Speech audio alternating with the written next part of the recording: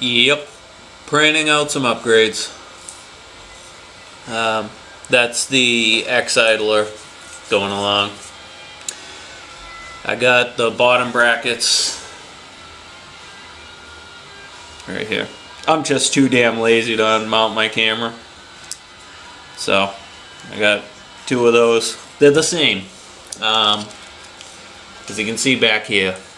I just pretty much copied that, but instead of having the guide pushed back as you've seen in the other videos, it's in the place it should be to accept the i3 stuff.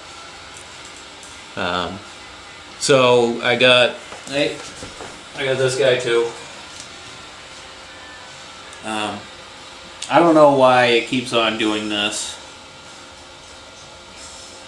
It's always right in that same spot.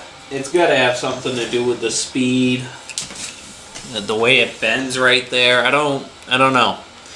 I tuned down the speed for this one a little bit. I tuned it down to 95% of 50 millimeters a second.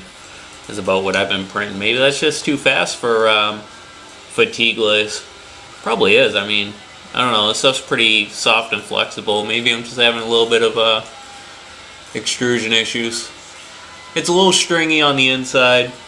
I really don't care that much. If it was, it's going to be strong. If it was a decorative piece, I'd probably print it at about 40 anyway. 35, 40. When I do my e-cig, that's what it's going to be at. It's going to be real slow, but I'm going to do some testing and tweaking before I do that. But so I got 3 of the 6 or 7 pieces printed so far. This guy's going to chew on for a while. Then I have to do the tensioner. After the tensioner is done, I have to do the 2 top arms, which I'm going to have to make also. And they will not be the same, because if you flip them over, they're not going to have the same alignment. I don't know if I want to do them the same way with just the flat piece. I kind of wanted to do an arm so I can keep the top of it clean. I don't know. I don't think this camera adjusts that high.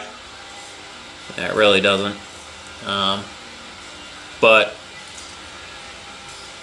I kind of wanted to keep the top of it clean just in case I wanted to add other accessories later and have a mount on the front face for holding the top of the Z-axis. We're gonna see. If I did leave it the way it is, I would be able to print a duplicate piece again, meaning that I could use the same piece for the left and right hand side, which is pretty sweet for the bottom. I mean, as you can see, there's nothing fancy here.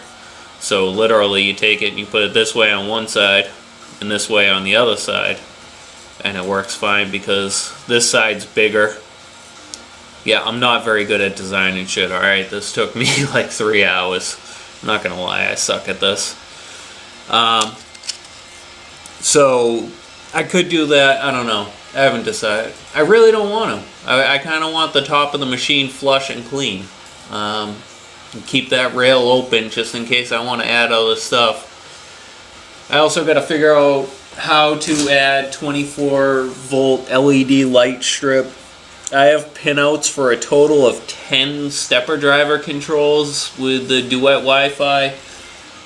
One of them is actually controlling the BL Touch. I think it's heater 3. The pinout for that to the Duet expansion board is actually what controls that, and there's a way to rewrite it in the firmware. I wanted to do something similar and keep the tool name up in my web control as a heater, so I'd be able to just turn it off and on. There might even be there might be a way to get full control, including if I got color changing LEDs all through there, which would be like really cool. Something I could do from like, a job site with my phone just whipped out. I'll be like, you know what, no, this needs to be blue. Where I'm gonna put them, that's still kind of kind of tough. There's a tiny bit of room on the bottom of a carriage, like under here.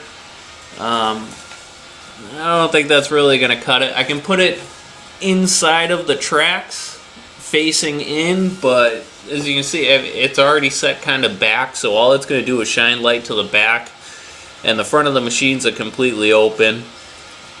There might be a way to put something over here, but it'd be really tight. I don't know. Anybody got any cool ideas, let me know. But that's my update. Once I get everything printed and installed, and probably uninstalled because I probably screwed up something, and then reinstalled again, I'll get it up on Thingiverse. The only custom parts will be this bracket and the top brackets, and then everything else you'll be able to pretty much add any Prusa i3 X carriage, mounts carriages, holders, anything like that that you want. So that's about it.